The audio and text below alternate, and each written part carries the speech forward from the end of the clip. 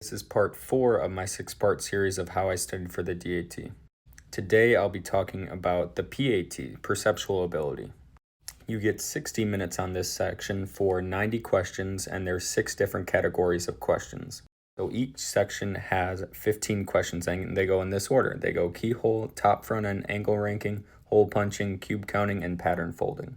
For this section, I primarily use DAT Bootcamp, although I found DAT Booster to be really resourceful in understanding these concepts.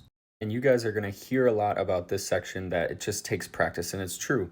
Most of the questions when you first start out, you're going to get wrong, but you have to keep practicing in order to build a rhythm, understand the questions more, because you're going to be guessing on the actual exam, but if you have more educated guesses, you can get through it. So each section is a little bit different for everybody. Some people are really good at keyhole. I was really good at angle ranking, and I made that my one priority to get every question right. Meaning if I got a 15 out of 15 on angle ranking, it would afford me to get less on top front end or keyhole. So if you guys want to break down on how I studied specifically for each single section, I can make a video about that. But basically, I started the test. I skipped the first 30 questions. So I skipped keyhole and top front end and switched to angle ranking because I was the fastest with angle ranking. And then I went to hole punching, cube counting, pattern folding, and then went back to the first 2 sections. These first 2 sections took a lot more time in my situation, so I wanted to make sure I could get through a majority of the test before going to questions that I needed more time on.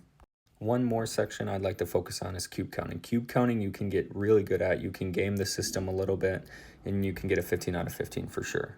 But overall, the PAT section is a very hard section. It doesn't get applied to your academic average. It's a separate score, the only score that does so. And on DAT Bootcamp, I scored a 19 average over the course of 10 tests. On DAT Booster, I scored a 20 average. On that actual exam, I scored a 21.